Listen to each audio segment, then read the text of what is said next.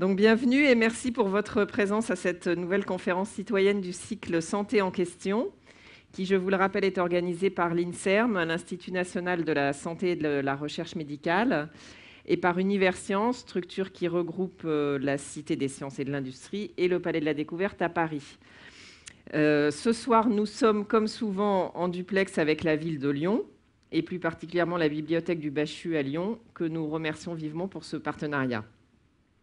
Le titre de la conférence, « Allergie, le printemps est de retour », peut prêter un peu à confusion car il est donné sur un ton relativement léger, alors que les allergies sont un véritable problème de santé publique, et notamment les allergies respiratoires qui concernent plus de 20% de la population française. Depuis 20 ans, l'exposition aux allergènes s'intensifie, notamment sous l'effet du changement climatique. Donc, comment agissent les substances allergènes? Comment s'en prémunir? Quelles préventions possibles et quelles solutions d'aménagement existent au niveau de l'habitat et des villes? C'est de tout cela dont nous allons parler ce soir. N'hésitez pas à poser vos questions ou à laisser vos commentaires en direct sur Twitter via le hashtag #ConfSanté. Ils s'afficheront ici sur le mur à Paris, donc je pourrai relayer vos questions. Nous donnerons d'abord la parole à nos intervenants, en commençant par Jean-François Nicolas, qui est à Paris, responsable d'équipe INSERM au Centre international de recherche en infectiologie et chef de service allergologue au CHU de Lyon. Puis nous passerons la parole à Jocelyne Juste, à sa droite, chef de service du Centre de l'asthme et des allergies à l'hôpital Trousseau, à Paris également. Ensuite, nous retrouverons à Lyon par visioconférence Guillaume Faburel, qui est professeur d'urbanisme, d'aménagement et d'environnement à l'Université Lumière Lyon 2. Bonjour. Et enfin, nous retrouverons ici à Paris Sophie Rigard, qui est chargée de mission au cabinet de Bernard Jaumier, adjoint à la maire de Paris chargée de la santé, du handicap et aux relations avec la PHP. Alors, juste avant d'entendre les intervenants, et sachant que le cycle s'intitule « Santé en question », nous allons respecter la tradition qui est de démarrer avec un petit quiz de 3 questions. On a dû vous distribuer à l'entrée des cartons rouges et bleus. Donc, la première question qui va s'afficher, voilà. En France, la part de la population qui souffre d'allergies est de plus de 10% ou 20%. Donc, si vous pensez 10%, vous mettez un carton rouge et sinon un carton bleu pour 20%. On vous donnera les réponses à la fin. Vous avez tous bien écouté, c'est le bleu qui domine. Lequel, deuxième question. Lequel de ces deux environnements est-il le plus pollué? L'environnement intérieur ou extérieur? Donc, si vous pensez que c'est rouge, c'est intérieur, et si vous pensez que c'est bleu, c'est extérieur. Alors là, ça a l'air d'être partagé, les avis. Enfin, il y a quand même une majorité de rouge, hein. Oui. Ensuite, quel est le seul traitement de fond aujourd'hui contre les allergies? L'immunothérapie spécifique ou les antibiotiques? Bon, alors là, vous êtes à peu près unanime. Donc, je vous donnerai les réponses à la fin. Alors, monsieur Jean-François Nicolas, vous êtes donc allergologue. C'est vous qui nous avez alerté sur le titre en disant attention, il y a quand même dans 20% des cas des allergies qui sont modérées à sévères et qui ne gâchent pas seulement la vie des patients, mais qui nuisent véritablement à leur santé et qui doivent être prises très au sérieux. Donc, est-ce que vous pouvez commencer par nous expliquer qu'est-ce qu'on entend par allergie? Respiratoire notamment, mais pas que. Bien volontiers, bien volontiers. Voilà, on vous entend. Merci beaucoup. Oui, donc c'est vrai qu'il faut déjà commencer par une définition des maladies allergiques. Tout n'est pas de l'allergie. L'allergie au conjoint n'est pas une allergie, au sens où on l'entend. L'allergie au travail non plus. Donc c'est vrai que les maladies allergiques, ça touche différents organes. On va parler d'asthme, donc ça touche l'arbre respiratoire. Ça peut toucher la peau. Il y a l'allergie alimentaire, l'allergie aux médicaments, l'allergie aux venins d'hyménoptères. Et globalement, on peut dire qu'il y a 2 types de maladies allergiques. Il y a les maladies allergiques qui sont dues à la pénétration de molécules par les voies naturelles, que sont les muqueuses, les épithéliums de revêtement, donc le poumon, la conjonctive, le nez, la peau. et les allergies qui sont dues à des choses qui sont injectées par voie systémique ou qui sont prises par voie systémique. Ce sont donc les venins d'hyménoptères, guêpes, frelons, abeilles, allergies aux médicaments, pour schématiser. Donc ça donne en effet, dans la majorité des cas, on va dire 80% des cas, des maladies qui gâchent la vie. Le rhume des foins, ça gâche la vie. La conjonctivite allergique, ça gâche la vie. L'urticaire, ça gâche la vie. Mais c'est vrai qu'il y a quand même 20% des cas où les pathologies sont sévères et donc vont non seulement gâcher la vie, mais gâcher la santé, soit parce que la maladie elle-même est invalidante, soit parce que les traitements pour permettre aux patients d'avoir une qualité de vie normale et de vivre normalement vont entraîner des problèmes de santé. Donc c'est pour ça que j'avais trouvé le titre un tout petit peu léger. 20% c'est beaucoup quand il y a en effet 25% à 30% de la population qui souffre de pathologies allergiques. Ça augmente de plus en plus. Donc, on a toujours cette même proportion de patients qui souffrent de pathologies qu'on appelle, nous, modérées à sévères. C'est comme ça qu'on va classer, quand on voit un patient, sa pathologie. Elle est modérée, heureusement souvent, mais elle est modérée à sévère dans un grand nombre de cas. Et comme cette proportion augmente de façon régulière, eh bien, la proportion des patients qui ont des pathologies modérées à sévères augmente, elle aussi, de façon régulière. Donc, ce sont ces patients que nous, médecins hospitaliers, on va s'occuper en priorité. Ils nous sont adressés par des médecins de toute spécialité, puisque toutes les spécialités ont accès à la surspécialité allergologie. Ils nous sont aussi adressés en priorité par des patients dont le métier est l'allergologie. On appelle ça les allergologues, et on parlera peut-être de ça un tout petit peu plus tard. Oui. Alors, pourquoi il y a une telle explosion des allergies? J'ai vu que l'OMS parlait d'épidémie des allergies et prévoit que 50% de la population en 2050 sera allergique. C'est des chiffres un peu effarants. Donc, quelles sont les causes de l'allergie et alors, du coup, qu'est-ce qui explique cette progression? Donc, si vous voulez, moi, je suis immunologiste. Vous m'avez défini comme allergologue. Hein, je suis dermatologue, je suis immunologiste. Donc, je dirais que la réponse allergique, c'est une réponse qui est naturelle. C'est devenu malheureusement une réponse qui est naturelle. Pourquoi est-ce qu'on dit ça? Le système immunitaire, il a été fait pour nous débarrasser des infections. Hein, et ça fait des millions d'années qu'il évolue pour nous débarrasser des infections. Accessoirement, ce n'est pas sa fonction, mais il nous débarrasse des cancers. L'immunothérapie aussi, anti-cancer, est une technologie qui marche très bien. Et il est fait, théoriquement, pour tolérer nos propres antigènes. Et donc, nos propres antigènes, c'est toutes les molécules de notre corps. Et il est fait pour que nous tolérions les molécules de notre environnement quotidien. Donc, on sait que ce système immunitaire, il est pris en défaut, puisque quand il va réagir contre nos propres antigènes, on va développer ce qu'on appelle des maladies auto-immunes. Et quand il va réagir contre les allergènes de l'environnement, on va développer ce qu'on appelle des maladies allergiques. Mais quand je dis que c'est une réponse qui est pratiquement normale, c'est parce que la modification de notre mode de vie, alors c'est pas au cours des millions d'années qui se sont écoulées, c'est autour des 50 dernières années, est telle que le système immunitaire, finalement, va considérer que les molécules de notre environnement naturel sont devenues un danger. Alors, est-ce que ces molécules ont changé? Non. Ces molécules, elles ont peut-être changé. Il y a peut-être des nouveaux allergènes, il y a sûrement... mais c'est pas ça qui explique le problème de fond. Le problème de fond, c'est que notre environnement a changé, les facteurs d'exposition des allergènes a changé, si bien que le système immunitaire va réagir. Et nous, notre mode de vie actuel, dans nos pays industrialisés, parce que ce qu'on discute là, l'augmentation des maladies allergiques, on les voit surtout quand même dans les pays qu'on appelle industrialisés, on les voit beaucoup moins dans les pays en voie de développement. Hein, en Afrique, il y a un gradient nord-sud, c'est très, très fréquent.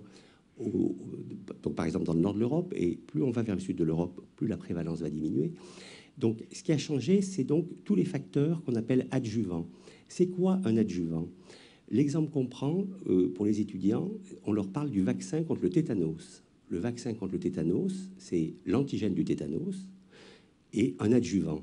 Si on injecte le vaccin anti-tétanos, si on vous vaccine contre le tétanos avec ce vaccin, on va vacciner tout le monde. Vous allez tous fabriquer des anticorps. Si je vous injecte uniquement l'antigène du tétanos, vous ne ferez pas d'anticorps, aucun d'entre vous. Si je vous donne que l'adjuvant, c'est de l'aluminium dans le cas présent, vous ne ferez pas forcément d'anticorps anti-tétanos. Donc l'adjuvant est là pour activer votre système immunitaire et lui permettre de répondre pour que vous fassiez des anticorps anti-tétanos. Et c'est ce qui se passe, notre mode de vie actuel, urbain en particulier, je ne sais pas comment vous allez expliquer ça après, notre mode de vie fait que nous sommes dans un monde adjuvant. Tout est adjuvant, la pollution est un adjuvant, le stress psychologique est un adjuvant, la manière dont on vit est un adjuvant, et ce sont tous ces facteurs pro-inflammatoires qui font que des molécules inoffensives vont devenir des molécules qui vont générer une réponse immunitaire. Donc, il est inéluctable que dans les années qui viennent, si on continue à vivre dans ce monde-là, il est inéluctable que nous soyons tous allergiques. Alors, encore une fois, la majorité aura des maladies qui justifieront le titre, hein. Le printemps est de retour, mais il y aura toujours ces 10 ou 20% qui auront des pathologies sévères. Et c'est tous les types d'allergies qui progressent, c'est pas spécialement les allergies respiratoires en fait. Alors non seulement c'est tous les types de maladies qui progressent, mais quand on est avec nos collègues qui s'occupent de maladies auto-immunes, ils ont exactement la même constatation. Il y a une augmentation de prévalence des maladies auto-immunes, par exemple de la thyroïde, qui est vraiment extrêmement nette. Donc le système immunitaire commence à réagir vis-à-vis de molécules vis-à-vis desquelles il ne réagissait pas jusqu'à présent.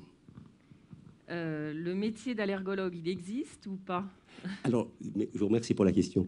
Donc, l'allergologie est une spécialité dans la majorité des pays.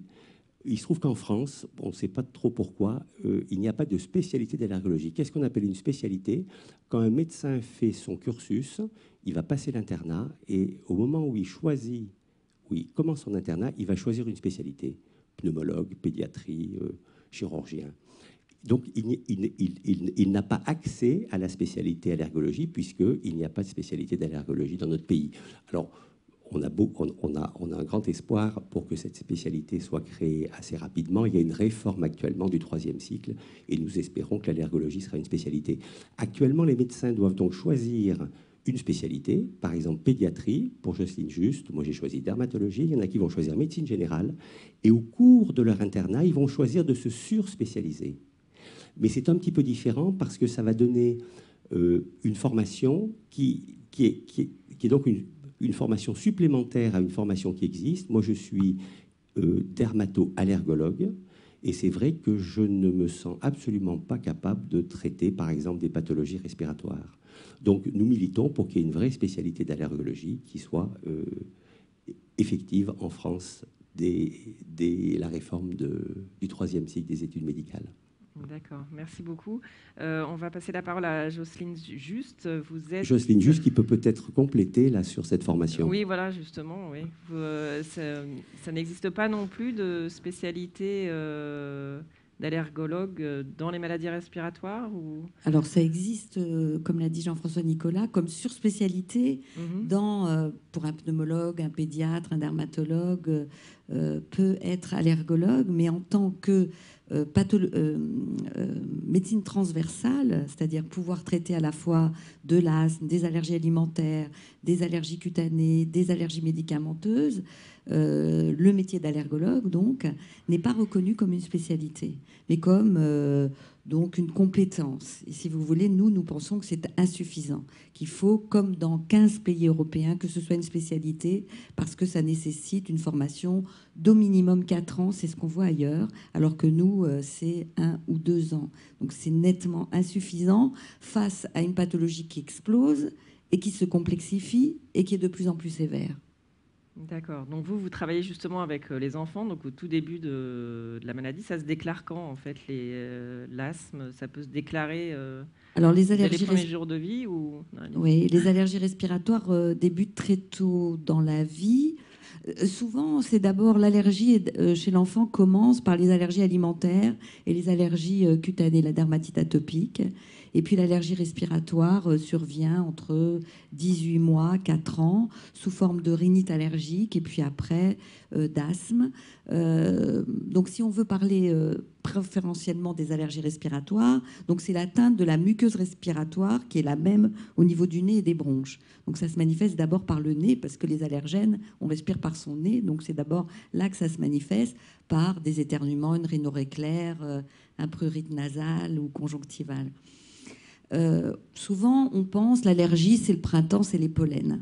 En fait, c'est pas que ça, hein. Les allergènes, ça peut être aussi des allergènes perannuels, c'est-à-dire toute l'année, notamment les acariens. Et plus vous êtes allergique à des choses qui sont perannuelles, plus vous avez un risque de passer vers l'asthme. Mais à l'heure actuelle, on voit que tout ça bouge, c'est-à-dire que les gens, très souvent, les enfants vont se sensibiliser plus tôt dans la vie. Souvent, le rhume des foins, on le voyait avant à 6-8 ans, maintenant c'est plutôt 3-4 ans. Donc le risque d'asthme aussi augmente. Et également, la pollinisation sont plus longues du fait du réchauffement climatique. Et donc, les pollinos sont plus sévères. Et par ailleurs, du fait des diversités végétales qui sont souvent uniformes, nous, c'est souvent les bouleaux, dans le sud, souvent les cyprès, dans la région lyonnaise, l'ambroisie, vous avez des allergies qui sont plus sévères parce que vous n'avez pas cette diversité végétale. Et vous voyez apparaître, outre des rhinites plus sévères, ce qu'on appelle le syndrome pollen-fruit, c'est-à-dire vous êtes allergique à la fois au pollen, mais aussi aux fruits qui a la même ressemblance immunitaire. Et donc, ce n'est plus qu'un seul rhume des foins, c'est aussi l'allergie alimentaire qui va s'associer. Et donc, le risque, quand vous avez une rhinite allergique, c'est d'avoir deux maladies, la rhinite allergique, l'allergie alimentaire. Et après, d'évoluer aussi vers l'asthme allergique. Donc, vous voyez, ça devient complexe. On passait de quelque chose qui était des éternuements, on se gratte un peu les yeux, ça dure 3 semaines, à quelque chose qui va durer beaucoup plus longtemps, qui peut commencer sous nos climats à Paris en février-mars et se terminer au mois de juillet. Donc plusieurs mois, avec des allergies alimentaires associées, avec de l'asthme associé. Et ce qu'on sait également, c'est que ces allergies respiratoires peuvent être aggravées par la pollution atmosphérique. C'est-à-dire vous pouvez être allergique et puis il vous faut à la fois le pollen et le polluant. Et là, vous allez faire la crise d'asthme au lieu de faire le symprume des foins. Donc ça se complexifie en termes d'exposition plus longue au pollen, en termes de cofacteurs comme les polluants, qui font que c'est plus sévère, plus durable, plus à risque d'asthme, et avec les allergies alimentaires associées. Donc c'est ce qu'on appelle les polyallergiques. Donc finalement, l'allergie, c'est plus le garant d'une bonne santé, comme on le pensait au siècle dernier, et c'était vrai, parce que ça se modifie, parce que c'est plus les mêmes maladies. Ce sont des maladies plus sévères, plus durables, plus multiples. Mais oui, c'est un tableau pas très réjouissant que vous êtes en train de faire. Pas, mais est-ce qu'on peut guérir de l'allergie? Alors, c'est pas tout le monde, Et... hein, heureusement, bien heureusement, mais on voit que ça se modifie. On voit que ça se modifie. Hein. Quand on a une rhinite, on a 3 à 4 risques d'évoluer vers l'asthme, par exemple. Alors, peut-on guérir d'une allergie? Pas vraiment. On peut modifier. Ce qu'on voudrait, c'est modifier l'histoire naturelle, c'est-à-dire modifier ce passage de la rhinite à l'asthme, par exemple, ou modifier l'apparition d'une rhinite ou d'un asthme chez un enfant. Alors, comment modifier? Il y a différentes façons de faire. Il y a ce qu'on appelle la prévention primaire. Vous n'êtes pas encore malade, vous êtes un bébé, vous êtes à fort risque de devenir allergique, parce que c'est quand même une maladie génétique. Il faut que les parents, souvent, soient atteints pour que l'enfant soit allergique. Donc, est-ce qu'on peut faire quelque chose pour que cet enfant ne devienne pas allergique? On s'est aperçu que, par exemple, la diversité de l'alimentation... Vous voyez, ce terme de diversité, il revient beaucoup. La diversité de l'alimentation, le fait de donner tôt dans la vie une diversification alimentaire va protéger de l'allergie. Alors que si vous donnez que le lait pendant 8 mois, 10 mois et que vous introduisez tard l'œuf, le poisson, etc., vous allez favoriser l'allergie. Donc la diversité alimentaire, la diversité végétale, donc tous ces facteurs, donc on va dire les allergènes. Après, il y a les facteurs amplificateurs, la pollution atmosphérique. Hein. Effectivement, on sait que les polluants, avant on pensait que les polluants, c'était uniquement responsable d'exacerbation. Maintenant, on sait que ça peut être aussi à la genèse, c'est-à-dire faire débuter une maladie. Donc diminuer la pollution, et ça s'est vu dans d'autres pays, on a vu l'asthme diminuer ou les crises sévères diminuer avec des mesures environnementales. Donc ça, c'est la prévention primaire. Il y a bien d'autres choses, mais comme la théorie hygiénisme et le microbiome, mais on irait trop loin et il y a trop de choses à dire. Après, sur le plan médicamenteux, quand on est déjà engagé dans la maladie, on a déjà la rhinite. Est-ce qu'on peut éviter le passage de la rhinite à l'asthme? On a montré que par des traitements de désensibilisation, immunothérapie allergénique, on pouvait diminuer ce risque. Seulement, il faut bien poser l'indication. il faut bien savoir quel allergène on peut désensibiliser. Est-ce qu'on peut désensibiliser quelqu'un qui est déjà polyallergique? Pas toujours, non. Est-ce qu'on peut désensibiliser tous les allergènes? Non. Pour le moment, c'est les acariens et les pollens. Mais donc, les études ont montré que quand on désensibilisait tôt dans la vie, on évitait ce passage de la rhinite à l'asthme. Et puis, quand on est déjà très engagé dans la maladie, une petite proportion, mais très sévère, hein, qui à la fois ces multi-allergies, eczéma, allergie alimentaire, asthme sévère, c'est l'avènement actuel des biothérapies, c'est-à-dire des traitements qui vont modifier le système immunitaire là de façon beaucoup plus complexe, en ciblant les anticorps qui vont entraîner l'allergie, qui sont les IgE, et en essayant donc de traiter ces malades très sévères par ce type de biothérapie. Donc vous voyez, vous avez un panel qui commande de la prévention, comment changer notre environnement, à l'immunothérapie allergénique et aux biothérapies. Mais on voudrait qu'il y ait de moins en moins de patients sévères, donc essayer de prendre l'histoire naturelle le plus tôt possible pour éviter cette évolution grave. D'accord. Et alors, juste avant de passer la parole à Guillaume Faburel, justement, pour quand on vit avec l'allergie, est-ce que c'est vraiment utile, les informations qu'on peut avoir sur les sites ou qui donnent des informations par ville sur les taux de pollen dans l'air, les niveaux de pollution, etc. C'est des outils qui améliorent la vie des patients, vraiment? Oui, Ouais. oui, bien sûr, parce qu'on n'est pas allergique à tous les pollens et que c'est très important de savoir qu'on est en pic de bouleau, c'est actuellement, ou de graminées, pour se prévenir de ça. C'est-à-dire un enfant, par exemple, allergique au bouleau, vous n'allez pas le faire courir en plein soleil, là où vous avez la pollinisation maximale, parce qu'il va faire une crise d'asthme. Donc il est très important de connaître ça, et de même pour la pollution. Et donc il y a des répercussions pour l'école, de ne pas faire du sport à l'extérieur quand il y a pic de pollution, et s'il y a en plus pic de pollen, alors là, le risque est maximal. Donc oui, c'est très utile pour le patient de savoir ce qui se passe dans son environnement. Oui. D'accord. Alors, ça nous fait une transition avec Guillaume Faburel, donc, qui est professeur d'urbanisme à Lyon et qui doit maintenant se préoccuper de sujets de santé également, alors qu'il y a assez peu de données disponibles permettant de mesurer l'impact des politiques d'aménagement sur l'exposition de la population aux pollutions environnementales.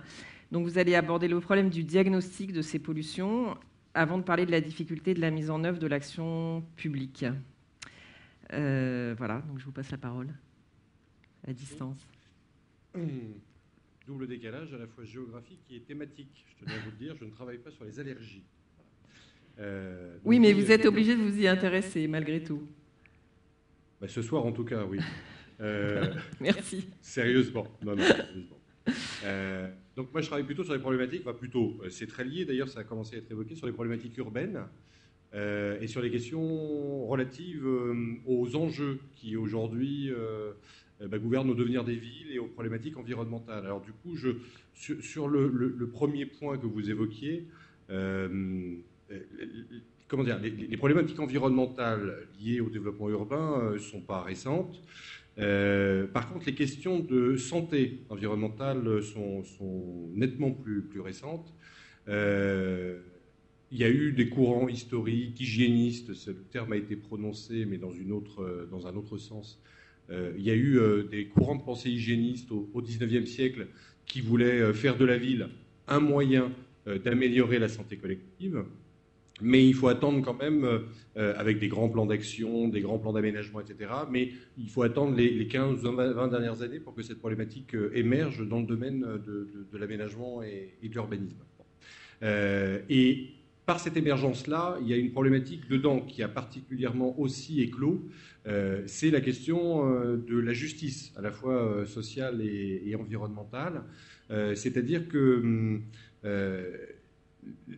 les activités qui se concentrent en ville ont tout un tas d'effets et d'impacts environnementaux que l'on sait peu ou prou mesurer, même si on est amené à découvrir des réalités chaque jour un peu plus. Ce qui est peut-être plus récent dans la manière dont les urbanistes, les aménageurs sont amenés à réfléchir, c'est que nous ne serions pas tous en fait égaux face à cette situation-là. C'est-à-dire que, pour faire simple, il y aurait de très fortes disparités sociales face aux qualités environnementales en ville et qui impliquent tout un tas d'activités, de transport, de logement, de construction, etc. etc. Donc, il y a une réalité. Là, je vous ai donné quelques éléments de statistiques. Notamment, on sait d'assez longue date qu'un quartier d'habitat collectif, par exemple de banlieue, avait dans les années 80 une probabilité 4 fois supérieure d'être traversé par une voie rapide. On sait aujourd'hui qu'à Grenoble, 80% du logement social se situe à moins de 300 mètres de l'autoroute urbaine qui traverse de part en part l'agglomération. On sait depuis les années 80 que les populations pauvres sont 4 fois plus exposées à des niveaux sonores gênants. La problématique des transports est particulièrement importante dans le domaine. Donc, j'ai ici quelques exemples sur les sites à risque, sur les zones urbaines sensibles, sur la surexposition des enfants. On a tout un tas de constats à différentes échelles, locales, mais aussi urbaines et nationales. On a tout un tas de constats qui tendent à montrer que, il y a en fait une superposition. Les inégalités sociales se voient superposées de ce qu'on dénomme des inégalités environnementales. Ça rajouterait au fardeau social que de vivre et du coup d'être exposé à des environnements de moindre qualité. Ici, donc, la région Nord-Pas-de-Calais a beaucoup travaillé sur ces choses-là. La délégation interministérielle à la ville indiquait dès 2006 qu'il est dorénavant difficile de prétendre à une mixité sociale dans des quartiers dont l'environnement est fortement dégradé. Bref, bon, tout un tas d'éléments avec des indices de suivi, de défaveur sociale. Voilà, la métrologie environnementale, la statistique médicale sont amenées à se rapprocher pour en fait livrer d'autres éléments de géographie sociale. Et ce qu'il ressort, c'est qu'il y a inégalité environnementale autour de grands équipements dits impactants, de transport notamment, autour d'industries chimiques ou autres. Ces constats-là sont dorénavant avérés avec tout un tas d'indicateurs et de variables à différentes échelles, en l'occurrence ici, les inégalités environnementales en Île-de-France, où on retrouve des gradients, mais qui renvoient au passé industriel des lieux, qui renvoient à des géographies qui puisent au siècle ou aux deux siècles écoulés. Je passe assez vite pour... là, voilà, juste un dernier exemple tiré d'une enquête qui a été menée en Île-de-France. Il y aurait, par exemple, 4 objets qui seraient particulièrement discriminants socialement et qui renvoient beaucoup à la proximité des aéroports, impactant par les nuisances sonores notamment, mais aussi des sites classés Céveso, sites à risque, qui finalement sont des facteurs structurants des géographies sociales. Donc là, voilà les éléments de défaveur sociale autour de 2 grands aéroports franciliens, autour de Roissy au nord et de Orly au sud. Bref, on a des constats statistiques de croisement de données. Quel est le problème néanmoins? C'est que, là c'était non pas le quiz que vous proposiez au début, c'est une autre question qui peut aussi faire l'objet d'un quiz d'ailleurs. A priori, ces 2 photos sont assez voisines, non pas par le caractère en noir et blanc, mais par la densité d'infrastructures de transport. Elles renvoient à des clichés qui ont 50 ans d'intervalle. C'est-à-dire qu'en haut à gauche, on a Bagnolet 1963, et en bas à droite, vous avez Montréal il y a 5 ans. Qu'est-ce à dire? C'est-à-dire que, en fait, les situations d'inégalité environnementale aujourd'hui, qui sont des disparités sociales face à des méfaits environnementaux, une disqualification de l'environnement, et qui soumettent les populations à des risques, à des niveaux d'exposition supérieurs au seuil toléré et à des risques sanitaires. Ces situations-là sont en fait des situations héritées à des choix d'aménagement, des politiques urbaines des années 60, 70, 80, où l'on concentrait dans les mêmes endroits, généralement là où il y avait à peu près des populations qui n'étaient pas réactives, ou en tout cas qui ne se mobilisaient pas contre une infrastructure. On a concentré dans l'espace les différents équipements impactants, et ça, c'est un héritage durable, lourd, avec lequel il convient aujourd'hui de composer. Qu'est-ce qui a pu changer entre finalement les années 60 et aujourd'hui? outre le fait qu'il faut composer avec cette réalité-là? Eh bien, tout simplement, les populations sont plus soucieuses et conscientes de la qualité environnementale du lieu de vie, de leur cadre de vie, au sens général. Et du coup, sont amenées, les problématiques de santé publique et environnementale ont été mis à l'agenda politique, sont devenues des politiques, avec des plans nationaux qui intègrent d'ailleurs les problématiques d'inégalité environnementale. Donc on est entré, depuis maintenant une petite vingtaine d'années, dans une mutation des problématiques urbaines et des outils de l'urbanisme et de l'aménagement, avec une sensibilité marquée aux questions environnementales. Ça ne remonte pas à 20 ans, mais aux questions de santé environnementale, ça, indéniablement. Donc juste 3 éléments d'appréciation, 3 types de domaines d'intervention par l'aménagement et l'urbanisme. On a aujourd'hui indéniablement une planification urbaine qui tient compte, bien évidemment, des effets environnementaux de l'aménagement.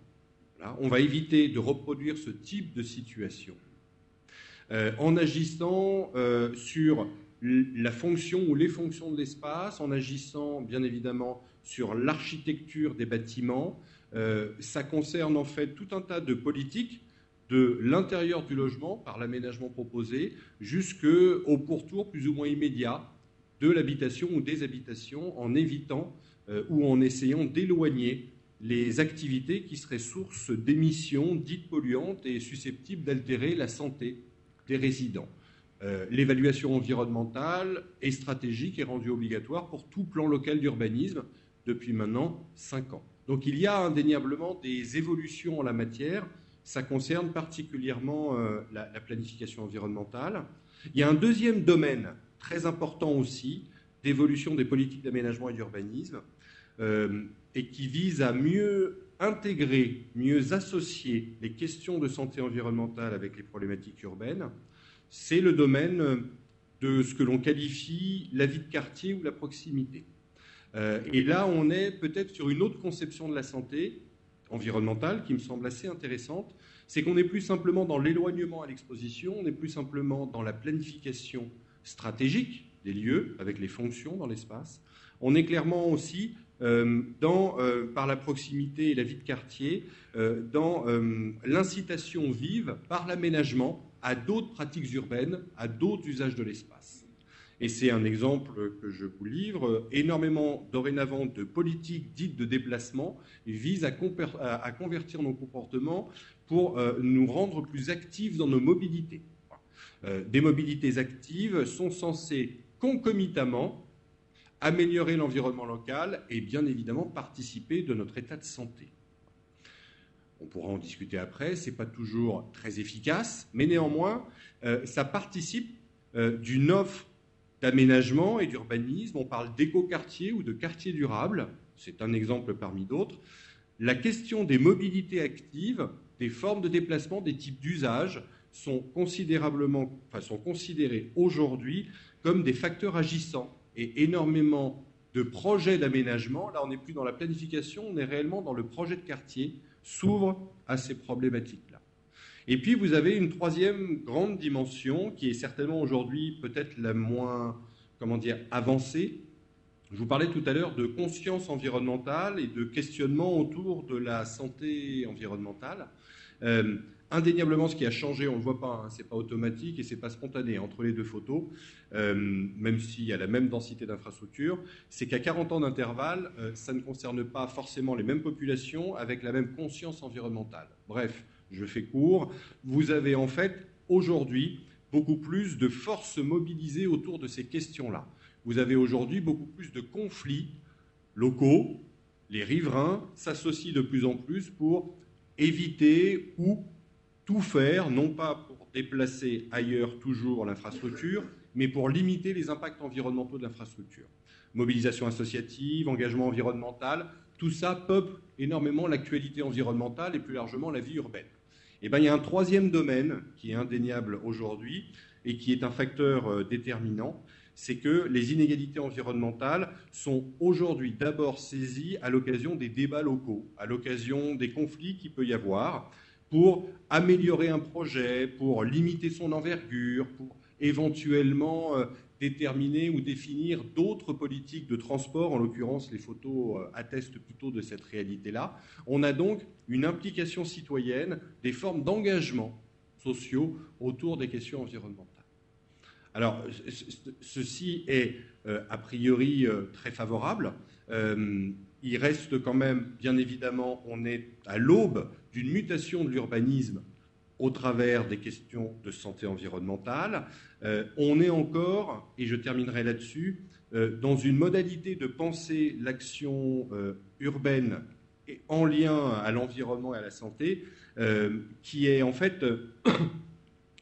qui appartient quand même à un modèle de pensée. On y reviendra peut-être dans la discussion. Il y a encore des impensés derrière cette réalité-là. Nous n'avons pas tous les outils et toutes les solutions. Et parmi les éléments que je livre à votre sagacité, je terminerai là-dessus, c'est que les évolutions urbaines, aujourd'hui, particulièrement dans les pays du Nord, sont des évolutions qui tendent à la densification. Refaire la ville sur la ville pour éviter son étalement et éviter les impacts écologiques en dehors ou aux franges immédiates des villes, éviter que les villes, par l'extension, mitent toujours plus l'agriculture, les espaces forestiers, les espaces de nature. Le problème, il est qu'en redensifiant, forcément, on recrée des problèmes, on ressuscite un certain nombre de questions que l'espace avait mis sous le poisson et qui, par la densification, implique que la proximité, la circulation, les habitations soient finalement pas toujours adaptées à la cohabitation, et ce faisant, par les politiques de densification, nos outils aujourd'hui ne soient pas toujours à la hauteur des enjeux. Voilà ce que je voulais vous dire pour commencer. Merci beaucoup, c'était très intéressant. Mais alors justement, du coup, on se demande, est-ce qu'il y a des villes un peu exemplaires dont on pourrait parler, qui aient réussi à maintenir cet équilibre entre densification et pourtant pas trop, pour permettre un environnement agréable en termes de santé? Oui, on est plutôt à l'aube, c'est plutôt des cas étrangers, ouais. Mais il y a des réseaux internationaux qui ont été mis en place par l'OMS, notamment sur ville et santé, et qui donnent des retours d'expérience tout à fait intéressants. Il y en a plusieurs, mais je pense notamment, pour reprendre le cas des mobilités, des déplacements et des mobilités actives. On a, c'est en dehors d'ailleurs du réseau de l'OMS, on a tout un courant, par exemple, des villes lentes, dont vous avez peut-être entendu parler, qui se développent en Italie, en Angleterre. Ce sont des petites villes de 50 000 habitants. Ce n'est pas sans poser la question des inégalités environnementales, parce que tout le monde n'est pas éligible à ces petites villes. Voilà. Les classes sociales ne sont pas... la mixité n'est pas toujours assurée, mais néanmoins, il y a des exemples de politiques qui sont menées autour des modes doux de déplacement, autour de la réintroduction. Ah, c'est dommage, on ne vous entend plus. Allô, allô. Les villes lentes, je ne connaissais pas. Vous m'entendez toujours? Oui, c'est bon. Autour donc de mobilité plus active, j'en parlais, de plans de circulation, de types de transport, et c'est pas forcément commun, c'est notamment, je vous parlais de mobilité active tout à l'heure, les pédibus ou les types de déplacements qui tout simplement permettraient de se réapproprier l'espace public par la marche. Voilà. Mais aussi, réinvestir ou réimplanter des commerces de proximité. On a là, par les villes lentes notamment, indéniablement une réaction à l'accélération par la densification. Parce que ce qui se joue derrière la densification des villes, c'est la concentration des flux et l'accélération des modes de vie. Donc les villes lentes se veulent être une réponse en posant la question des rythmes d'usage et des rythmes de vie et de l'accélération de nos modes de vie, se veulent proposer des réponses concrètes autour des rythmes urbains. Voilà. On a d'autres villes, par exemple, qui développent des bureaux des temps pour justement, par le ralentissement, poser autrement la question du bien-être et du ressourcement. Et bien là, ce sont clairement des politiques de santé urbaine qui ne passent pas nécessairement par des projets, par de la programmation architecturale, par de la planification stratégique, mais par des types d'actions qui, secteur par secteur, vont imprégner nombre de politiques territoriales. D'accord, merci. On y reviendra, je pense, dans la discussion. Mais on va tout de suite donner la parole à Sophie Rigard, puisqu'on voit que les élus locaux détiennent une partie importante de la réponse à ces problèmes de l'exposition aux allergies respiratoires. Et donc à Paris, il y a eu 2 plans. Il y a eu un plan de lutte contre la pollution adopté en 2015, début 2015, suivi un an plus tard d'un plan santé-environnement. Donc si vous pouvez nous expliquer un peu précisément de quoi il s'agit. Oui. Alors, c'est pas facile de passer en dernière, parce que là, il y a un certain nombre de choses qui ont été dites. J'ai mes 2 pages qui sont totalement complètes. Peut-être juste pour commencer sur le rôle que peut jouer une ville sur ces questions-là. Ça a été évoqué par Guillaume Faburel. Souvent, dans nos conceptions, pardon, un peu classiques, on considère que c'est la santé, le système de santé, c'est le système de soins. C'est la répartition de l'offre de soins, et ça, c'est la compétence du ministère de la Santé. Donc, de quel levier dispose une ville pour améliorer la santé des habitants de cette ville? Tout d'abord, une ville, c'est déjà une échelle qui est intéressante en termes de légitimité politique, de légitimité d'action, parce que c'est une organisation, en tout cas une échelle urbaine et sociale qui est intéressante, qui parle aux gens. Donc ça, c'est un premier point. Le deuxième point, c'est qu'une ville, et notamment une ville comme Paris, elle a la capacité de mettre un certain nombre de personnes autour de la table. Elle a la capacité de mettre ses services. Elle a la capacité de mettre des chercheurs, des universitaires, des professionnels de santé, des associations, des citoyens, et de brasser un peu tout ce beau monde, pour ainsi dire, et d'impulser une mobilisation, déjà de se poser la question de qu'est-ce qu'on sait avec les chercheurs, les experts, qu'est-ce qu'on sait, qu'est-ce qu'on ne sait pas, de lancer des études, de dire voilà, nous on considère que les inégalités de santé sont au cœur d'une politique municipale et il faut que ce soit traité de manière transversale, et aussi de dire on en sait assez pour agir. Parce que souvent, c'est vrai qu'on a le discours des experts, on peut parfois passer beaucoup de temps à dire c'est compliqué de montrer des corrélations, c'est compliqué de montrer qu'un facteur environnemental est responsable de telle ou telle pathologie. Une municipalité, elle est aussi là pour dire il y a des enjeux de santé publique. Et je pense que je ne me trompe pas en disant que, en tout cas pour ce qui est de la pollution atmosphérique, Anne Hidalgo pose systématiquement la question pose l'enjeu en disant c'est un enjeu de santé publique. Et c'est ce qui a guidé effectivement le plan anti-pollution qui a été adopté au Conseil de Paris en février 2015 et qui pose un certain nombre d'actions très ambitieuses pour réduire la circulation à Paris, pour favoriser les modes cyclables. L'objectif, c'est de doubler les pistes cyclables à Paris d'ici à 2020. Et ce plan, il a aussi été inspiré, il a été précédé d'une démarche assez intéressante qui était une conférence citoyenne sur la pollution atmosphérique. C'est-à-dire qu'on a sélectionné un panel de citoyens qui était représentatif de la population parisienne et de la population des villes de proche couronne. Et ils ont été interrogés des experts, ils sont montés en compétence sur les questions de pollution atmosphérique, sur l'impact sur la santé, et ils ont formulé des recommandations. Et ils sont allés les présenter directement au Conseil de Paris. Ce qui est une démarche totalement inédite. Et c'est sur la base de ces recommandations que le plan anti-pollution a été voté. Donc on en sait déjà assez pour agir. On sait que la pollution atmosphérique, elle aggrave les pathologies chroniques. On sait qu'il y a des enjeux climatiques énormes. Et Paris, effectivement, Paris, de par sa densité urbaine et démographique, est directement exposé par ces modifications climatiques, par les îlots de chaleur, par effectivement un certain nombre d'espèces végétales qui vont remonter vers Paris. On a parlé de l'ambroisie qui est déjà à Lyon, qui va arriver en Auvergne, etc.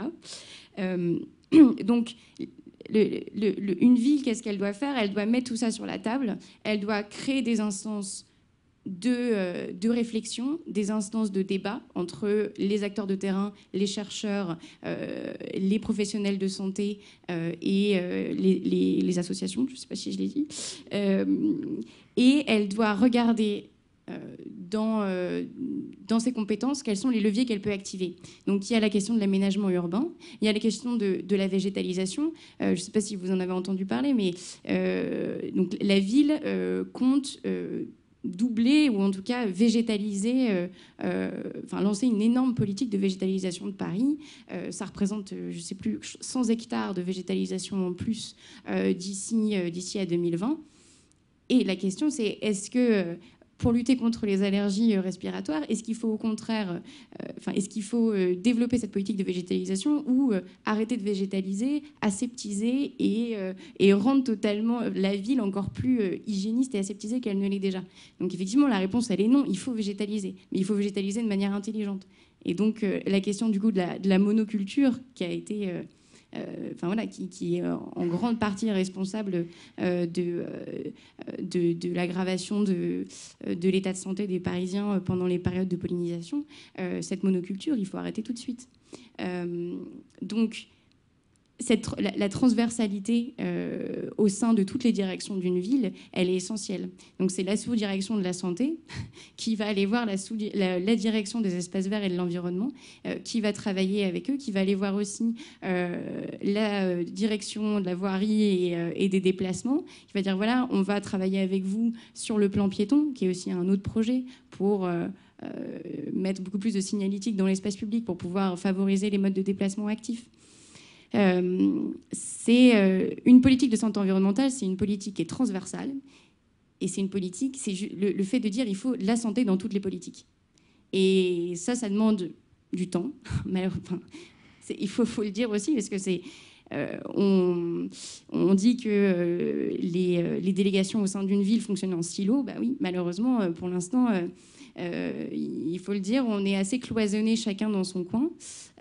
Et donc voilà, cette politique de santé environnementale, le plan de santé environnementale qu'on a voté en décembre au Conseil de Paris, il porte cet enjeu de transversalité au sein de la municipalité, d'embarquer toutes les délégations et d'être un objectif tout en haut qui infuse, qui diffuse cette culture de santé environnementale dans toutes les politiques de la ville.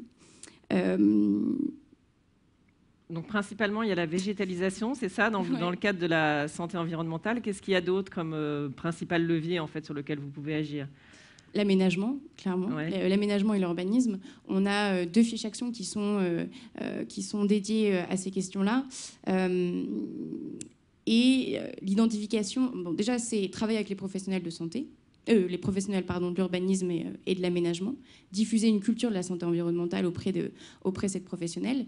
C'est aussi intégrer cette question-là dans les documents réglementaires de la ville. C'est-à-dire qu'on a à la ville, on a un référentiel d'aménagement durable. On est actuellement en train de travailler à un référentiel ville intelligente et durable. Tous ces documents, ils diffusent des choses, une philosophie, des concepts auprès des professionnels de l'urbanisme et de l'aménagement.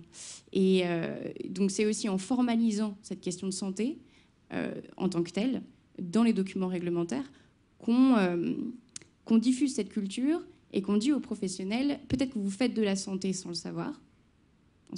Dans ce cas-là, c'est bien aussi de le dire, de le formaliser et de le penser comme tel. Mais parfois aussi, et Guillaume Faburel l'a très bien montré, on observe encore aujourd'hui les conséquences d'un développement urbain des années 50-60 qui est catastrophique. À Paris, clairement, on parlait de la proximité aux grandes voies de circulation.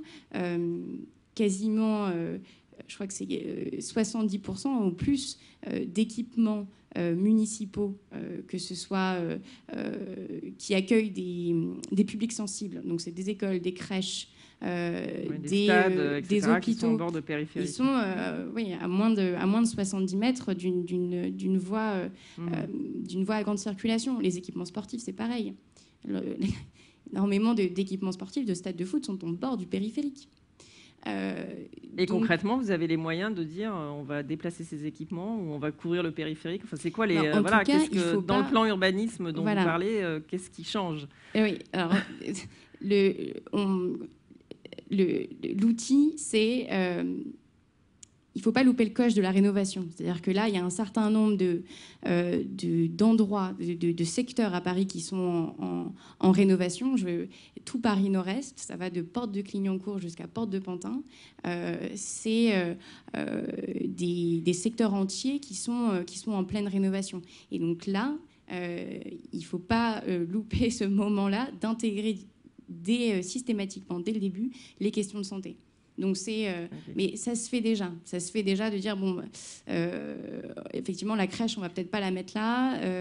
On va plutôt mettre des bureaux au bord du périphérique et les logements et les équipements collectifs en retrait du périphérique. Il y a déjà un certain nombre de choses qui sont parce qu'il y a des études d'impact sanitaire qui regardent, qui modélisent la pollution de l'air et qui du coup intègrent ces questions-là à l'aménagement. Mais il y a encore énormément de choses à faire.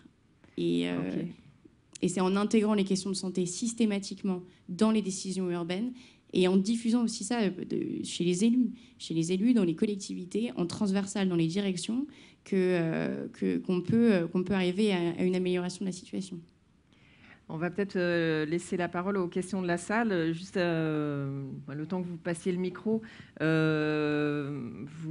le citiez, il existe un certain nombre de réseaux de surveillance, le réseau national de surveillance aérobiologique, le RNSA, c'est ça, des réseaux comme Atmo ou le réseau Air Paris. Ça, j'imagine que maintenant, justement, on a beaucoup de données sur l'évolution de la pollution et on peut voir directement l'impact de ces politiques grâce à ces réseaux. Il y a de plus en plus d'acteurs qui se mobilisent. Il y a Air Paris qui est l'acteur en Île-de-France sur la production de données, sur la prévention et qui va se positionner de plus en plus sur des messages de prévention en santé. Le réseau Atmo, le RNSA, vous l'avez dit, le RNSA, le réseau national de santé aérobiologique, il impulse aussi des démarches citoyennes. Et c'est vrai que je n'ai pas pu en parler tout à l'heure. Ce que peut faire aussi une ville, dans cette idée de co-construction d'une culture en santé environnementale avec tout le monde, c'est aussi de mettre les citoyens en capacité de se prémunir. Donc c'est favoriser le partage des données, permettre une information. Et le RNSA, il a une initiative qui est assez intéressante, qui sont les jardins polliniers sentinelles. Alors, les jardins polliniers sentinelles, l'idée, c'est d'avoir un jardin avec tout un tas d'espèces végétales et qu'on puisse observer la pollinisation qui diffère d'une année à l'autre, bien sûr, la pollinisation de chaque espèce. Et cet outil, il doit servir à des professionnels qui vont ensuite diffuser ces informations via des réseaux, mais c'est des réseaux numériques aussi. Ça peut être des applications smartphone, ça peut être une newsletter, ça peut être tout un tas d'outils maintenant qu'offre le numérique pour diffuser ces informations. Et l'idée, c'est aussi que ces jardins ils soient publics et que les gens puissent se balader dans le jardin, apprendre à reconnaître les fleurs, savoir à quel moment elle est susceptible de rentrer en phase de pollinisation et d'anticiper, du coup. C'est aussi ça l'enjeu, c'est mettre en capacité les gens de prendre plus soin de sa santé, de mieux comprendre le phénomène et d'être plus autonome. Voilà, il y a la Maison de l'Air à Belleville, il y a la Maison du Poumon qui a été inaugurée l'année dernière, qui joue aussi ce rôle de réseau de tout un tas d'associations et d'acteurs sur la prévention des pathologies respiratoires. Et la mobilisation, elle est générale, elle est, comme disait Guillaume Faburel, il y a cette question de conscience environnementale, de conscience des liens entre l'environnement et la justice sociale. Il y a une initiative citoyenne que je trouve très intéressante, ça s'appelle les Toxic Tours. Il y a des Toxic Tours en Seine-Saint-Denis notamment, En fait, le principe, c'est de faire un tour touristique, mais des points horribles. C'est ça. C'est intéressant. Et c'est très intéressant. C'est très intéressant parce que du coup, on passe à côté d'une autoroute avec des champs qui sont à côté ou des logements qui sont à côté. On passe sous les deux aéroports, alors Bourget et Charles de Gaulle, avec une ville qui est juste en dessous, qui est Gonesse. Et on regarde les absurdités de notre monde actuel. Et l'idée, c'est pas seulement de dire voilà ce que le monde a créé qui a un impact sur notre santé, pas seulement être dans la dénonciation, mais aussi dans la proposition. Et de dire on ne veut pas, voilà, on n'est pas seulement dans le pas de ça chez nous, le NIMBY, qui est un phénomène de mouvement social où on dit je veux pas tel facteur dans mon jardin, je n'en veux pas sur Terre. C'est-à-dire que je m'oppose à un mode de fonctionnement, à une économie particulière, et c'est une conscientisation aussi de chacun qui est intéressante et qui permet de relier notre santé à la santé de la planète. Ok. On va passer la parole à monsieur. Vous me dites s'il y a des questions à Lyon, parce que je ne vois pas la salle d'ici. Mais allez-y. Allergie. Elle vient de halo qui engage signifié autre. Donc il y a une espèce d'altération, d'intrusion à l'intérieur du corps, de ce qui est autre que le soi du corps. La première question, elle est de l'ordre immunologique, l'autre sera relative à l'asthme. On sait que la réponse immunitaire est relative naturellement à l'intrusion de bactéries, de virus, de parasites. Aujourd'hui, nous sommes dans un environnement ultra artificialisé par des pollutions qui relèvent de molécules qui viennent naturellement du monde industriel, etc., etc. La première question est la suivante. On sait que dans le système immunitaire, il y a des lymphocytes T suppresseurs qui régulent l'expression de la réponse immunitaire. La question est la suivante. Est-ce qu'on a les pouvoirs d'agir sur cette, rétention de l'expression du système immunitaire, et est-elle compatible avec cet envahissement absolument ultra pollué de l'espace? Y a-t-il une cohérence entre le fait d'agir sur les lymphocytes suppresseurs qui puissent réguler la régulation de l'expression du système immunitaire et le fait d'être exposé en permanence à des agressions de notre corps? Et la deuxième, c'est celle sur l'asthme. L'asthme fait exprimer effectivement des immunoglobulines E, qui, semble-t-il, représentent les 400 millièmes des autres. Est-ce que cet asthme, dont on sait qu'elle est liée naturellement à une contraction des muscles lisses de l'arbre bronchique, mais aussi, est-ce que cette surexpression de IgE est-elle suffisante pour expliquer le rapport négatif du système immunitaire vers les agents extérieurs qui sont du coup, est-ce que nous avons des capacités d'agir sur les IgE pour amoindrir leur expression, et si cet amoindrissement serait suffisant pour supprimer la causalité? Merci. Je commence pour l'asthme. L'asthme, c'est pas uniquement le muscle lisse, c'est aussi une inflammation de l'épithélium respiratoire liée à cette réponse immunologique anormale. Et qu'est-ce que c'est que l'allergie? C'est une perte de tolérance vis-à-vis d'allergènes de l'extérieur, avec en conséquence une inflammation qui devient excessive et qui fait un rétrécissement des bronches. C'est pas uniquement le muscle, c'est vraiment... Et la grande découverte des années, on va dire 90 à peu près, c'était que l'asthme est une maladie inflammatoire qui se traite par des corticoïdes locales et par des modifications, lorsque l'asthme est d'origine allergique, parce que l'asthme, c'est une maladie très complexe. Certains sont d'origine allergique, d'autres pas, Et donc, lorsque l'asthme est principalement d'origine allergique, il peut y avoir un traitement par désensibilisation qui va réinduire cette tolérance vis-à-vis d'allergènes extérieurs qui a été perdue. Mais ce n'est pas suffisant, si vous voulez. Il faut traiter aussi l'inflammation par une corticothérapie inhalée et éventuellement désensibiliser lorsque l'asthme est d'origine allergique pour réinduire la tolérance immunitaire. Donc c'est parfait parce que ça me donne la transition pour votre question à l'immunologiste. Donc, en effet, ce que vous appelez lymphocytes suppresseurs, donc on appelle ça actuellement lymphocytes régulateurs, hein, mais je veux dire, ce sont les mêmes populations de cellules. Ce sont elles qui sont activées par la désensibilisation pour que les symptômes diminuent. Et en effet, ces cellules sont impactées par notre environnement et en particulier la pollution. Mais il n'y a pas que la pollution qu'on respire, hein, il y a la pollution qu'on mange. Quand on dit pollution, il y a énormément de... On est dans un monde chimique qui nous permet de vivre très bien, de vivre en bonne santé. Les médicaments sont des... Si, nous n'avons jamais aussi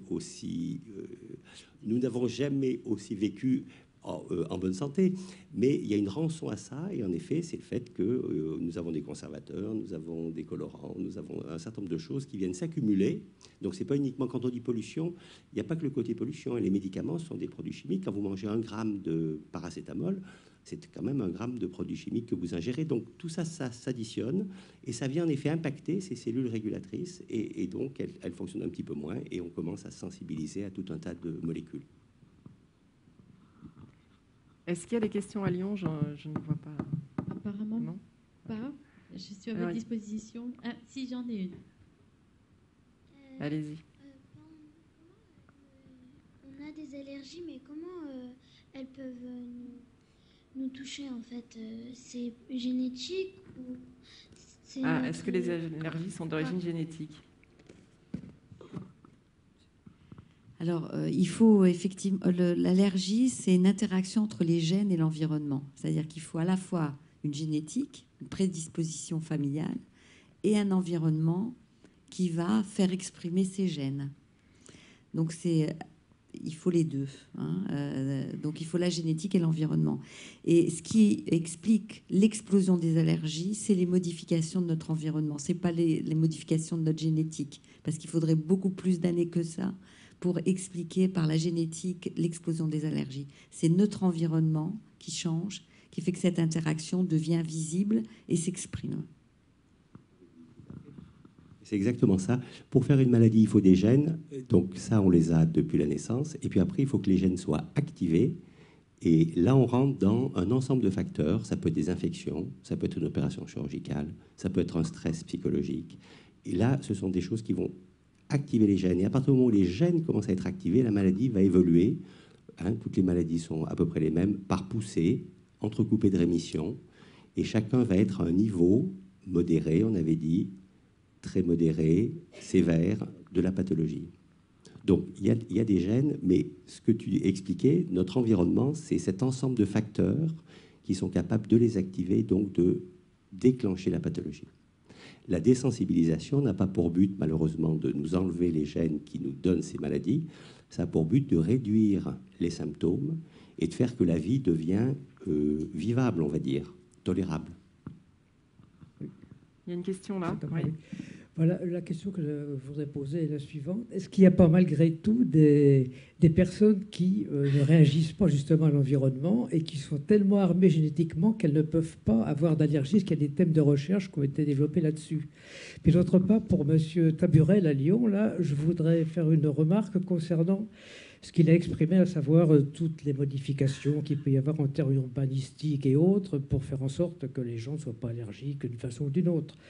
Je prends l'exemple de la ville d'Évry. Évry, dans l'Essonne, il a été conçu en 1973, 74, 75.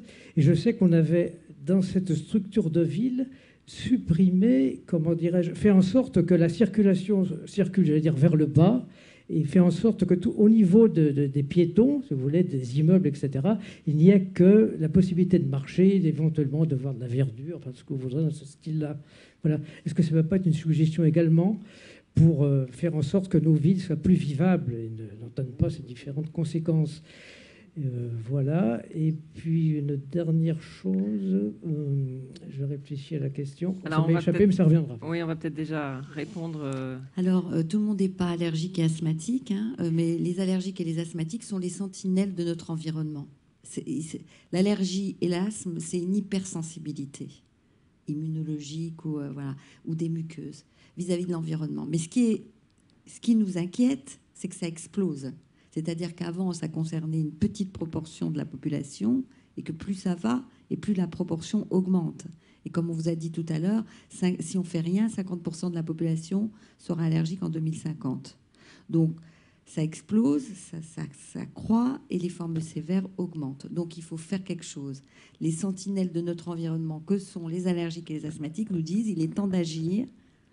Et je voulais rajouter quelque chose. Il n'y a pas que les populations défavorisées qui sont en premier lieu, ce sont les enfants qui sont en premier lieu, les bébés, les femmes enceintes et les personnes âgées. Donc, véritablement, il est temps de faire quelque chose parce qu'on est tous exposés et les populations à risque, c'est des jeunes enfants et les personnes fragiles. Monsieur Faburel à Lyon, sur la ville d'Évry. Oui, alors la ville d'Évry a quand même pour particularité d'être une ville nouvelle. Donc on est dans les modèles d'aménagement des années 60-70 qui prêchaient la dissociation des fonctions. Voilà, entre le fait de se déplacer, le fait de se loger, le fait de travailler. On était dans une tradition culturelle de l'aménagement et de l'urbanisme qui était celle de la conquête de l'espace, mais pas le même. Hein. En l'occurrence ici, les villes nouvelles étaient là pour polariser l'extension urbaine. On a changé d'air, c'est ça la différence, c'est que par la densification, on s'est aperçu que par ces politiques-là, on avait mité l'espace et on s'était étendu de manière démesurée en conquérant bien évidemment des espaces disponibles, de l'agriculture, des milieux naturels, des forêts, des plans d'eau, etc. Donc on a changé en fait aujourd'hui de doctrine d'aménagement, voilà, et de trajectoire urbaine. Le but, c'est de refaire la ville sur la ville. Et là, dissocier les fonctions, c'est un peu plus compliqué. Voilà. On le voit avec notamment les conflits d'usage qu'il peut y avoir sur une voirie entre le transport en commun en site propre, les pistes cyclables, la marche, etc., etc. Et du coup, ces modèles-là, qui ont pu avoir une utilité évidente lorsqu'on était en période de prospérité spatiale, voilà, où on pouvait s'étendre, où on estimait, où on avait moins de vigilance et de conscience sur les impacts environnementaux, aujourd'hui sont des recettes qui sont moins d'actualité. Ce fonctionnalisme-là est peut-être pas la solution. Voilà. D'accord. Il y a une autre question à Lyon. Allez-y, on vous écoute. J'aurais posé une question. Je voudrais savoir comment se fait-il qu'on peut être allergique au poil de chat et ne plus l'être à un moment donné, plus tard. Sans médicaments, sans rien du tout. Alors, bon, il y a plusieurs choses. Il y a l'âge aussi qui peut faire que le système immunitaire soit moins, si vous voulez, peut moins s'emballer.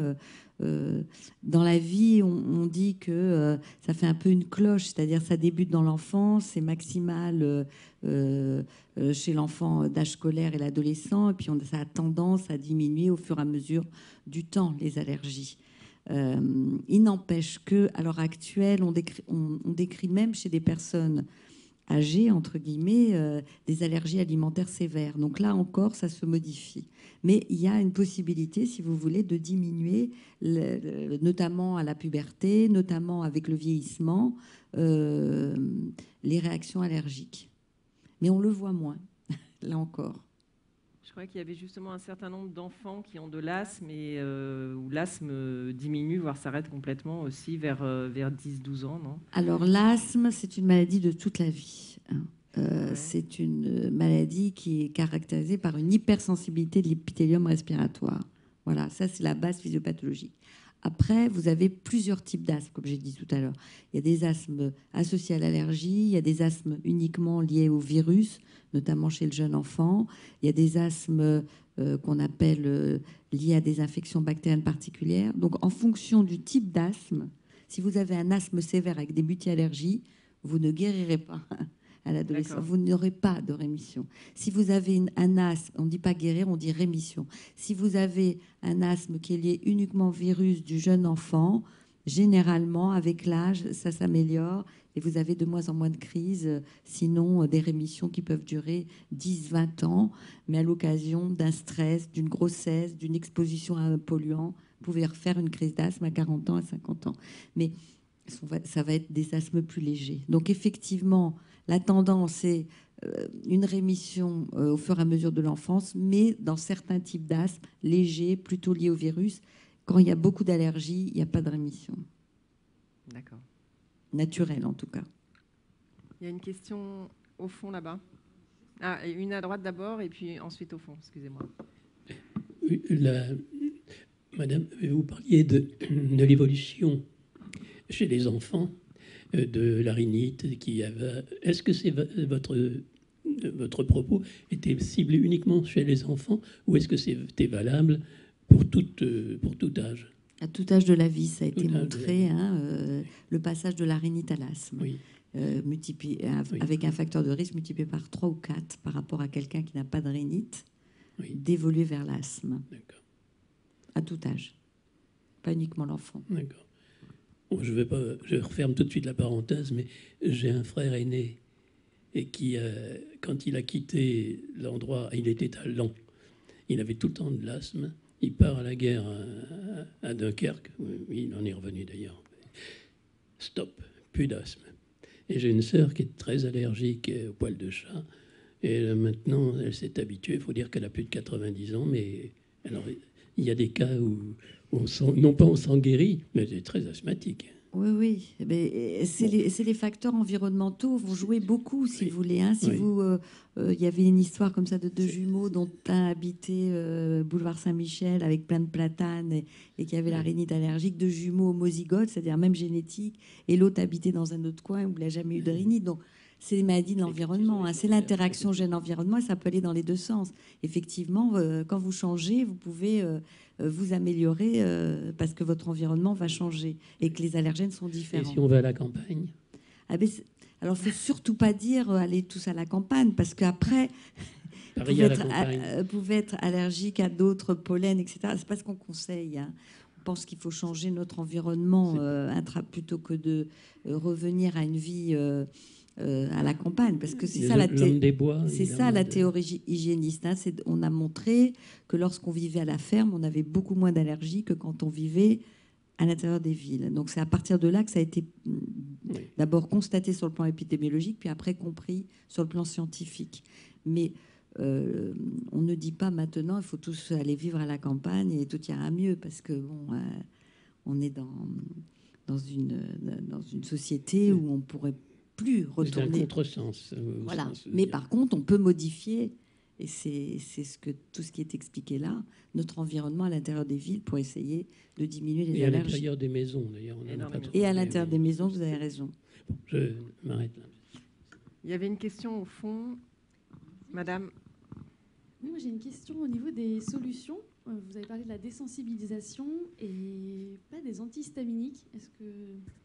Voilà, pourquoi est-ce que l'antihistaminique, ça a quand même des effets négatifs mais bien sûr, hein, si vous voulez, le traitement des allergies respiratoires, c'est d'abord le traitement médicamenteux, parce que bien heureusement, la majorité ne sont pas sévères. Et il y a besoin de ce qu'on appelle un traitement symptomatique, c'est-à-dire ça va calmer les symptômes. Les antihistaminiques, les bronchodilatateurs, les corticoïdes inhalés. Dans la majorité des cas, ça va suffire. On envisage la désensibilisation que quand la maladie est plus importante, persistante, et qu'on est dépendant des médicaments, on ne peut plus les arrêter. On prend des antihistaminiques tout le temps parce qu'on ne peut plus arrêter. Donc là, se discute la désensibilisation. Mais ce n'est sûrement pas dans tous les cas.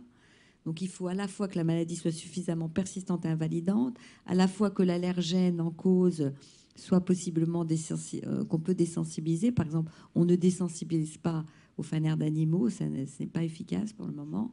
Poils de chat, poils de chien, moisissure, on ne désensibilise pas, etc. Donc le traitement, c'est d'abord l'éviction, les traitements symptomatiques, et symptomatiques, c'est les antihistaminiques, c'est les corticoïdes, etc. Et ce n'est qu'en cas d'échec, de persistance, malgré un environnement qui est correct, qu'on envisage, dans certains cas, la désensibilisation. Du coup, juste, est-ce qu'il y a des effets négatifs de ces deux options? Est-ce qu'il y a des effets négatifs de ces options, que ce soit d'un côté les antihistaminiques ou la désensibilisation? Bien sûr, hein, en médecine, c'est toujours une balance de risque, bénéfice du traitement et aggravation de la maladie, qu'est-ce qu'on choisit?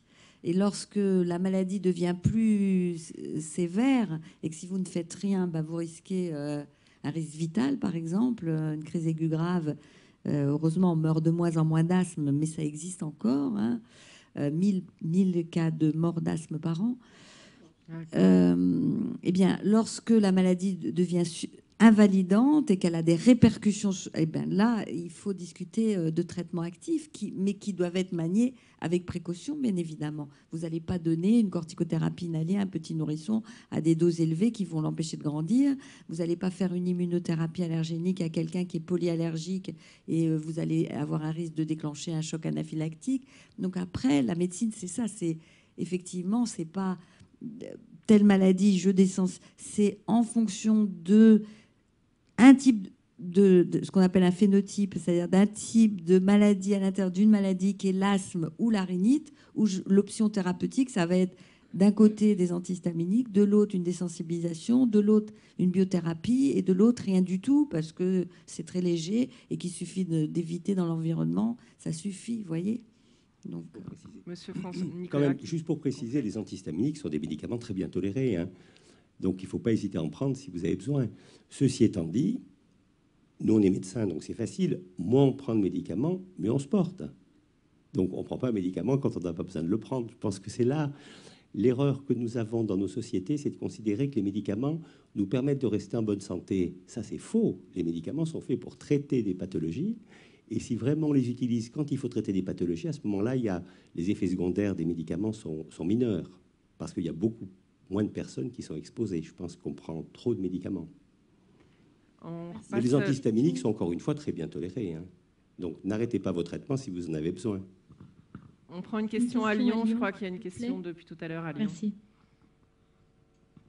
Oui, bonsoir. Moi, j'avais une question pour Guillaume et je voulais savoir, justement, on nous a parlé des actions à Paris et je voulais savoir si Lyon était bien placé dans cette course-là, justement, pour préserver l'environnement et la santé de la population.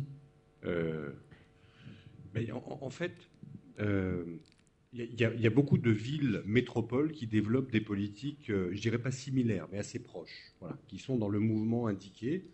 À l'exemple de la végétalisation qui nous a été relatée sur Paris, d'un nouveau plan de déplacement, des transports, des déplacements actifs dont j'ai pu parler, etc. Donc oui, autour du plan climat, autour de planification environnementale, des espaces publics, des parcs et des jardins, il y a indéniablement des choses qui sont faites. Mais il y a aussi à observer quelque chose qui, particulièrement sur ces grandes villes métropolitaines, pose néanmoins question. Alors ça va me permettre du coup de rebondir sur une des remarques qui a été faite concernant la campagne. C'est que, et aussi faire écho à ce que la personne de la ville de Paris disait tout à l'heure, c'est-à-dire qu'il y a aussi, la ville n'est pas la solution à tous les problèmes, comme le médicament n'est pas forcément la solution à ce qui a été évoqué tout à l'heure. On a des évolutions urbaines qui aujourd'hui ne sont peut-être pas compatibles, voilà, avec un état de santé, et c'est pas du néo-hygiénisme, avec un état de santé qui serait finalement un minimum requis pour tout citadin vivant en ville. Voilà. L'accélération des rythmes, la concentration des flux, les niveaux de population, à un moment donné, ça explique tout simplement qu'il y a de plus en plus de gens qui cherchent à partir des villes. Voilà. Et que du coup, pourquoi je vous dis ça? Parce que ça pose la question des inégalités d'accès à la ville. Donc, problématiques environnementales, problématiques de santé sont forcément des problématiques ou des problématiques urbaines qui posent la question de la justice d'accès aujourd'hui à des grandes villes métropolitaines qui ont des moyens éventuellement de mettre en place des politiques, mais nous ne sommes pas tous égaux face à des types de déplacements dits actifs. Nous ne sommes pas tous égaux face aux politiques de renaturation de la ville. Nous ne sommes pas tous égaux aux politiques de patrimonialisation de la ville. J'insiste sur le fait qu'à trop environnementaliser la ville, on chasse des populations, pas physiquement, mais en termes de dynamique et de phénomène, on ne rend pas accessible l'ensemble des villes métropolisées. Et que ça, c'est quand même une problématique, à Paris, à Lyon, à Toulouse, à Bordeaux, les grandes villes métropolisées ont des politiques, mais ne se pose pas toujours la question des effets sociaux de ces politiques environnementales et de santé environnementale. Voilà. D'où peut-être l'appétence retrouvée pour la campagne, c'est ce que je voulais dire, même si ça n'est que reculer pour mieux sauter. Si on va tous vivre en campagne, il va se poser à un moment donné peut-être le même genre de problème. Mais c'est un fait remarqué sur les 15 dernières années, on a un exode urbain, je tiens à le dire. Voilà, c'est pas un exode massif, sinon ça serait aperçu. Mais il y a plus en plus de gens qui veulent partir parce que l'environnement, parce que la santé, parce que les modes de vie ne sont plus toujours ceux auxquels on aspirait en venant habiter dans les grandes villes. Madame Sophie Rigard, vous voulez compléter? Merci, je voulais juste réagir à cette remarque. Effectivement, est-ce que la ville est appropriée à nos modes de vie actuels? C'est une excellente question. Ça peut être peut-être nuancé par le fait que la ville est à la fois... elle porte une grande responsabilité des désordres écologiques actuels et elle est pourtant aussi une porteuse de solutions. C'est-à-dire qu'on a une capacité d'action qui est forte, on a une capacité de faire bouger un certain nombre de choses. Et en termes de vie, une ville, c'est aussi une proximité, une densité de services urbains qui est énorme. Quand on regarde l'offre de soins à Paris, quand on regarde l'offre en termes l'offre culturelle, l'offre sportive, tout un tas d'aménités urbaines que peut offrir une ville, ben tout ça, on ne l'a pas, ou on l'a à une certaine distance dans d'autres villes, ou en tout cas dans des milieux qui sont moins urbanisés. Donc la densité urbaine, c'est à la fois facteur d'un certain nombre de nuisances environnementales, le bruit aussi, et en même temps, une ville, elle a aussi des capacités pour lutter contre l'isolement. Elle a aussi des capacités pour offrir un certain nombre de choses qu'on n'aurait pas dans un autre cadre. Et pour revenir juste sur du coup, la question des inégalités, effectivement, à Paris, enfin, on s'y est intéressé dans le cadre du plan de santé environnementale. On a essayé de regarder la répartition des aménités naturelles sur Paris. Effectivement, l'histoire a fait qu'il y a des disparités énormes, notamment entre les deux rives. Sur la rive gauche, on observe qu'il y a beaucoup plus de parcs et jardins, d'endroits calmes, de zones qu'on pourrait appeler des zones de ressourcement. C'est un terme qui est un peu difficile à définir. Est-ce que c'est une zone fraîche, végétalisée, où il y a des bruits d'oiseaux, des bruits de fontaines, peut-être des cris d'enfants, mais en même temps, certains peuvent être dérangés par des cris d'enfants. Ça tient énormément du subjectif, et pourtant, ces zones de ressourcement, elles peuvent être petites, elles peuvent être juste à côté d'une route, mais parce qu'elle est un peu à l'écart et parce qu'il fait frais, les gens se l'approprient. Et quand on le voit, dès qu'il fait beau à Paris, tout le monde se rue dans les parcs, le parc de Belleville qui est impraticable. Et la question de la répartition de ces aménités urbaines et de comment les gens s'approprient ces espaces, comment ils le vivent, comment pour eux c'est peut-être une compensation d'un certain nombre de facteurs environnementaux auxquels ils sont exposés tout au long de la journée, tout au long de la semaine, ça c'est intéressant. Et c'est pour ça que observer les fragilités socio-environnementales sur un territoire et observer comment ça se joue sur le plan cognitif et subjectif pour les gens, comment ils ont on a conscience de nos vulnérabilités, comment on essaye d'éviter les facteurs environnementaux, comment on essaye de compenser ces facteurs environnementaux. Tout ça, c'est des champs de recherche qui sont énormes et qui sont extrêmement intéressants. Et voilà, en tout cas, une ville, elle essaye, en tout cas, de garder à l'esprit tous ces enjeux et de susciter plus de recherche et d'agir en connaissance de tous ces facteurs. Il y a peut-être une dernière question parce qu'il est déjà 20h30. Madame qui est juste là. Il y en avait une dernière à Paris. Moi, j'ai une question pour Sophie Rigard. Je ne sais pas si vous pourrez y répondre. Qui dit moins de pollution, dit aussi un peu plus de sport, essayer de moins polluer. Donc moi, je prends le Vélib tout le matin, je fais 10 km et j'ai l'impression je risque ma vie tous les jours. Parce qu'entre les motos qui me passent devant, les voitures, les cabs, maintenant, enfin les taxis Voilà, et les bus qui m'éjectent sur le côté, ça devient de plus en plus dangereux, de plus en plus risqué, parce que quand on s'arrête à un feu rouge avec les voitures à côté, on respire les gaz. J'ai croisé là, en venant, j'étais en retard, j'ai croisé une fille qui était par terre en accident de cyclisme. Donc pourtant, elle avait son casque, mais tout était déglingué. Enfin, ça devient super dangereux. Est-ce qu'il y a des choses qui sont faites pour améliorer ce cadre de vie et puis finalement favoriser la santé? Parce que quand on fait du sport, on enlève ces toxines et on essaye aussi de favoriser la santé. Alors, il est prouvé, il a été prouvé que il est plus bénéfique pour la santé de faire du vélo, même dans les pots d'échappement, que de conduire une voiture et de oui, si. On est en meilleure santé sur le trottoir que dans l'habitacle d'une voiture. Okay. C'est plus pollué dans l'habitacle d'une voiture, oui. Okay. Mais après, la question de comment on donne envie aux gens de faire du vélo, je suis totalement d'accord avec ça. Et malheureusement, à Paris, on a aussi hérité de routes qui sont, de trottoirs qui sont de routes qui sont très étroites. Donc, si on veut un trottoir, ça veut dire qu'il faut mettre un certain nombre d'acteurs mobiles sur la même voie. Et effectivement, on a très peu encore de pistes cyclables en site propre. Et voilà, c'est ce dont je pense que Guillaume Faburel pourrait répondre mieux que moi, mais c'est cette question du partage de l'espace public, de l'idée que c'est aussi une culture du partage et le fait cette espèce de concept de vivre ensemble qui est un peu utilisé à tout va, on ne sait pas exactement ce que ça veut dire. Mais je suis totalement d'accord avec vous, c'est un frein à l'utilisation du vélo. Mais je pense que mon homologue au cabinet de Christophe Nadjowski, qui est l'adjoint au transport à l'espace public, répondrait mieux que moi là-dessus. Et en tout cas, j'appelle de mes voeux que les pistes cyclables qui seront construites sur les prochaines années soient le plus possible en site propre. Sécurisé. Ouais. Alors, vraiment une dernière question devant monsieur.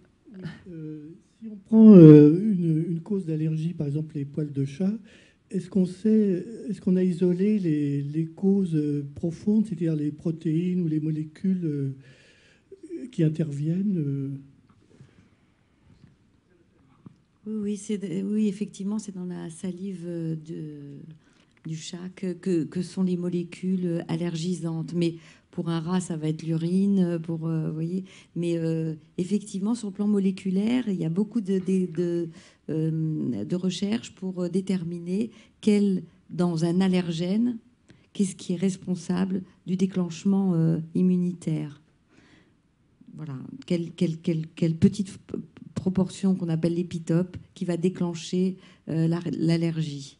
Et donc, ça a des noms comme ça, par exemple pour le chat, FELD1, en anglais, ouais, qui est la petite épitope qui est responsable de l'allergie au chat et qui se retrouve dans les urines du chat. Mais en fonction du motif d'épitope que vous avez, qui va vous rendre allergique, vous allez faire une allergie plus ou moins sévère. Par exemple, juste pour terminer, pour l'arachide, si vous êtes l'arachide, la cacahuète, donc, si vous êtes allergique à une petite proportion qui est croisée au bouleau, vous allez vous allez gonfler quand vous allez manger la cacahuète, alors que si vous êtes allergique à une autre partie de l'arachide, vous pouvez faire un choc anaphylactique, c'est-à-dire une chute tensionnelle, une urticaire et décéder. Donc en fonction, pour un même allergène, vous avez des petites portions et puis d'épitopes, de molécules qui vont vous donner des maladies différentes, plus ou moins sévères.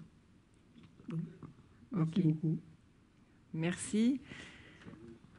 Je vous donne juste rapidement les réponses du quiz. Donc, enfin, on l'a dit d'ailleurs, je crois, dans le cours du débat. Donc, en France, la part de la population qui souffre d'allergie, c'est de plus de 20%. Voilà. L'environnement le plus pollué, c'est l'environnement intérieur, 2 à 3 fois plus. Alors moi, quand même, vraiment, c'est vrai que c'est étonnant. Pourquoi c'est 2 à 3 fois plus? Pourquoi une telle proportion?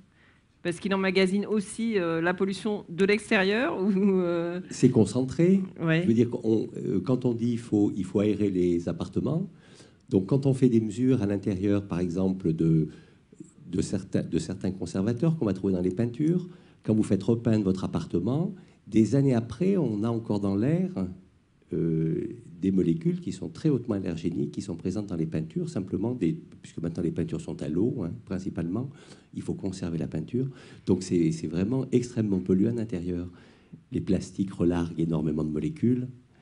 D'accord, donc même dans les villes, il ne faut pas hésiter à ouvrir ses fenêtres, même sur les grands boulevards, même sur le périphérique. D'accord. Non, vous chassez la pollution intérieure. On concentre à l'intérieur de la maison les molécules allergisantes, bien sûr. Et dernière question. Donc, le seul traitement de fond aujourd'hui contre les allergies, c'est l'immunothérapie et pas les antibiotiques, bien sûr. Voilà, donc merci beaucoup de la qualité de vos interventions. Merci aussi aux différents partenaires. Donc, je recite les mensuels La Recherche, Science et Avenir, Pour la Science, Cerveau et Psycho, les sites d'information Santé et Sciences, Pourquoi Docteur et Indesciences, la mairie de Paris, la ville de Lyon, la médiathèque du Bachut et la CASDEN. Toute dernière information, donc la prochaine conférence aura lieu le 22 septembre sur le thème sport, quelles limites pour le corps, en duplex avec le musée des Confluences de Lyon cette fois. Voilà, donc rendez-vous à la rentrée. Merci. Merci beaucoup.